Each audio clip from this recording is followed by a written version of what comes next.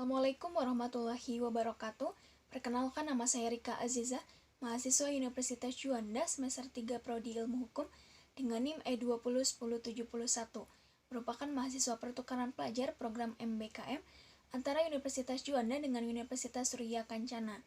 Baik, saya di sini akan mereview pertemuan ke-15 mata kuliah hukum pidana dengan dosen pengampu Ibu Profesor Dr. Hajah Heni Nuraini SHMH dan Bapak Dr. M. Rendi Aridayandi SHMH. Pada pertemuan ke-15 membahas tentang alasan hapusnya kewenangan menuntut dan menjalankan pidana. Yang pertama, alasan hapusnya kewenangan menuntut. Tidak adanya pengaduan pada delik aduan. Yang kedua, ada nebis in idem pasal 76 KUHP. Yang ketiga, matinya terdakwa pasal 77 KUHP.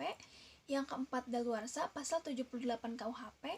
Yang kelima, penyelesaian di luar beracara pasal 82 KUHP. Yang keenam, adanya abolisi dan amnesti diatur di luar KUHP. Nah, yang pertama, tidak adanya pengaduan atau delik aduan. Dalam buku 1 KUHP tidak ada pengaturan khusus tentang delik aduan, melainkan diatur dalam buku 2 KUHP tentang kejahatan, sedangkan dalam buku 3 tidak dikenal dengan adanya delik aduan. Nah, macam-macam delik aduan. Yang pertama ada delik aduan mutlak atau absolut. Nah, delik aduan ini atau tindak pidana yang karena sifatnya sendiri dari kejahatan, maka hanya dengan pengaduanlah baru bisa dituntut. Yang kedua, adanya delik aduan relatif. Nah, ini tidak bergantung pada sifat kejahatan, melainkan pada hubungan antara si pelaku dengan kejahatan itu, atau pembantunya dan orang yang dikenai dengan kejahatan itu. Nah, keistimewaan atau kekhususan dari delik aduan absolut ini, yang pertama, delik aduan absolut yang diadukan adalah peristiwa hukumnya. Yang kedua, dalam delik aduan absolut pengaduannya tidak dapat dipisah-pisahkan. Nah, artinya dengan adanya pengaduan berarti berlaku untuk semua pelaku kejahatan walaupun tidak disebutkan satu persatu. Nah, oleh karena itu dalam delik aduan absolut pengaduan mutlak harus ada, sebab tanpa pengaduan pelaku dan peserta lainnya tidak dapat dituntut. Nah, dalam delik aduan relatif yang diadukan adalah orang yang disangka telah melakukan tindak pidana. Nah, yang pertama itu yang tadi delik aduan absolut, itu yang dituntut atau diadukan adalah peristiwa hukumnya, sedangkan yang relatif ini adalah orangnya. Nah, dalam delik aduan relatif pengaduannya dapat dipisahkan. Nah, artinya peserta kejahatan tidak dituntut apabila tidak disebutkan. Jadi, yang disebutkan saja pelakunya yang dapat menjadi pelaku tindak pidana. Nah, siapakah yang berhak mengadu? Nah, berdasarkan pasal 72 dan pasal 73 KUHP dapat disimpulkan bahwa yang berhak mengadu adalah orang atau mereka yang terkena kejahatan. Nah, tengah waktu pengaduannya yaitu sejak saat orang yang berhak mengadukan mengetahui adanya kejahatan. Nah, ini berlaku baik untuk delik aduan absolut maupun relatif. Adapun daluarsa pengaduan adalah setelah 6 bulan apabila korban bertempat tinggal di Indonesia dan 9 bulan apabila bertempat tinggal di luar Indonesia, terdapat dalam pasal 74 KUHP.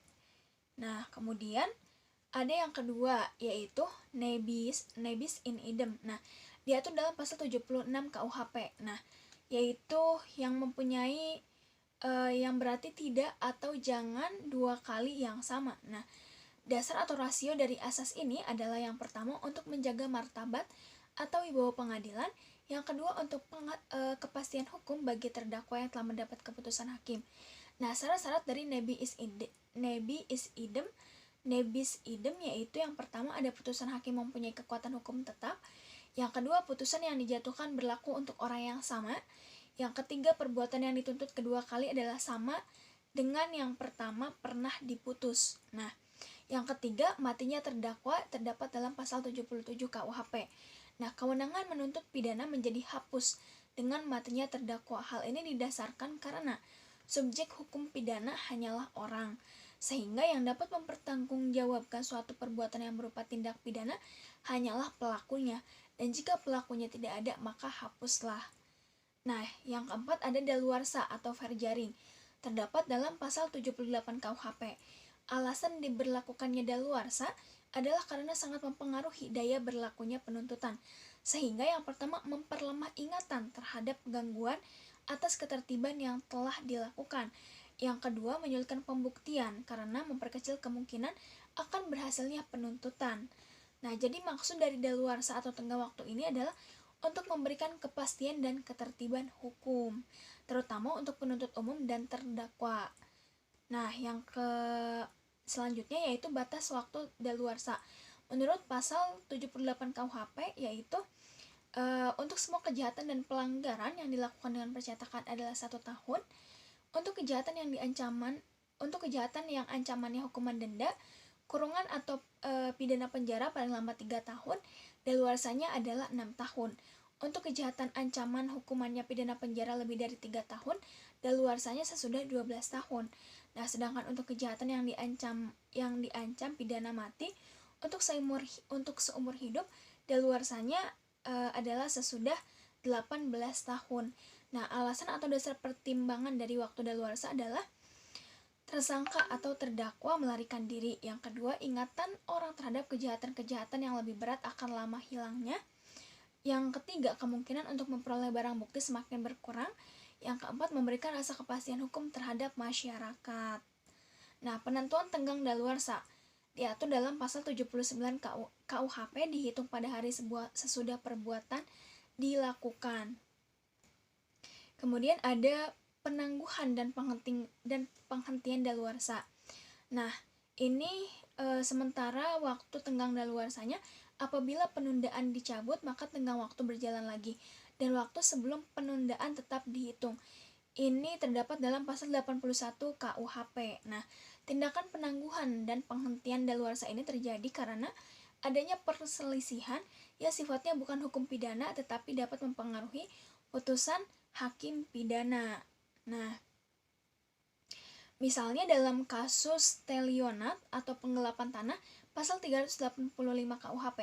Jadi apabila seseorang mengajukan gugatan pidana di mana dalam kasusnya terdapat kasus perdata, maka hakim pengadilan pidana harus menunda putusannya sebelum dibuktikan kebenarannya dalam perkara pidata. Jadi sebelum kepada pidana, maka harus perkaranya diurus dan dibuktikan dulu dalam perkara perdata.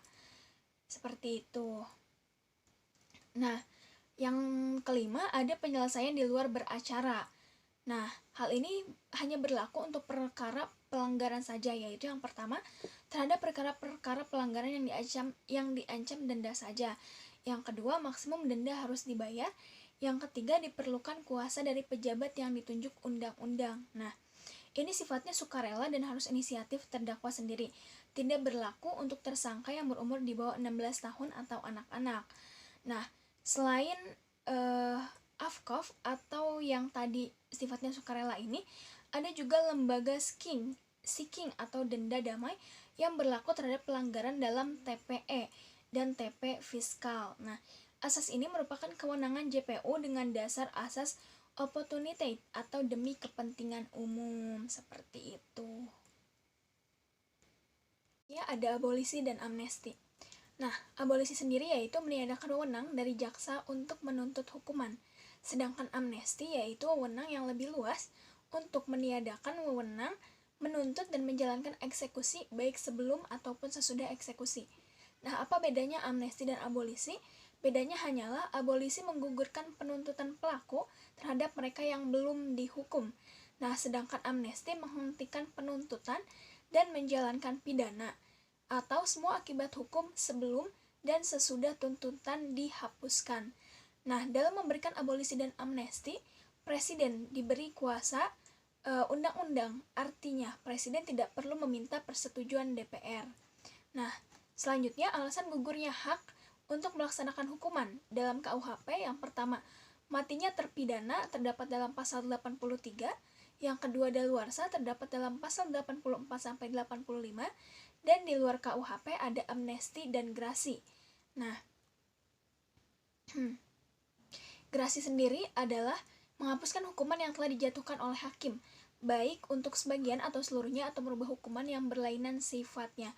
Grasi diatur dalam Undang-Undang Republik Indonesia Nomor 5 Tahun 2010 tentang perubahan atas Undang-Undang Nomor 22 Tahun 2002 tentang grasi. Nah, tujuan grasi sendiri adalah yang pertama sebagai koreksi atas keputusan pengadilan, Yang kedua dapat dilakukan oleh terhukum atau hakim dikarenakan jabatannya apabila dalam menjatuhkan putusan terdapat kesalahan atau kehilafan.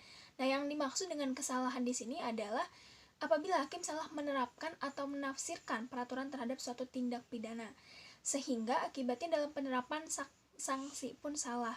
Selain itu dapat juga terjadi apabila hakim merasa putusannya kurang adil sehingga putusan atau vonis perlu diperbaiki. Nah, akibat hukum dari adanya gerasi adalah presiden menolak permohonan gerasi. Nah, berarti terhukum harus menjalankan hukuman seluruhnya. Yang kedua, presiden mengabulkan permohonan gerasi. Nah, terhukum tidak harus menjalankan hukum seluruhnya. Yang ketiga, presiden mengadakan perubahan hukum atau komutasi, berarti mengadakan perubahan masa hukuman. Misalnya hukuman mati dirubah menjadi hukuman seumur hidup, hukuman penjara menjadi hukuman kurungan, dan lain-lain. Nah, yang keempat, mengurangi hukuman. Artinya hukuman yang dijatuhi oleh hakim dikurangi sehingga menjadi lebih ringan. Nah, yang terpenting dalam gerasi ini adalah bukan menghilangkan keputusan hakim, melainkan keputusan hakim tetap ada, tetapi pelaksanaan putusan hakim dikurangi. Dengan kata lain, kesalahan terhukum tetap ada. Nah, macam-macam gerasi ada 3. Yang pertama gerasi duduk, yang kedua gerasi jalan, yang ketiga gerasi jabatan. Apa itu gerasi duduk? Yaitu seseorang yang mengajukan permohonan gerasi berada di luar penjara atau tidak melaksanakan hukuman.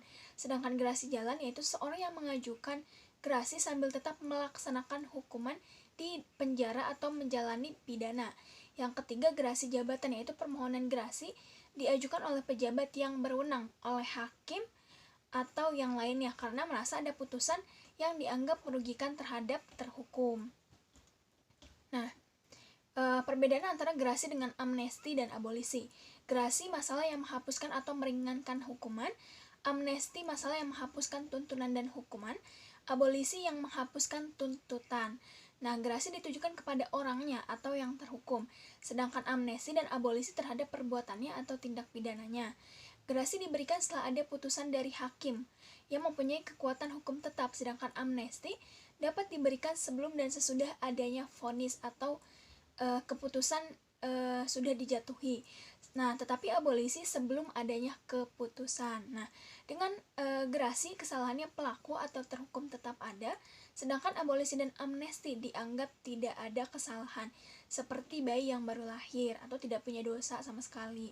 Nah, gerasi ditujukan untuk mencari keadilan, sedangkan amnesti dan abolisi untuk tujuan politik. Nah, semuanya didirikan atas kuasa undang-undang. Nah, dan hak untuk memberikannya berada di tangan presiden sebagai kepala negara.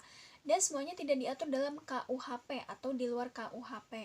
Nah, yaitu untuk gerasi dalam Undang-Undang Republik Indonesia Nomor 5 Tahun 2010 tentang perubahan atas Undang-Undang Nomor 22 Tahun 2020 tentang gerasi. Baik, sekian review materi hukum pidana dari saya. Mohon maaf apabila banyak kesalahan. Wassalamualaikum warahmatullahi wabarakatuh.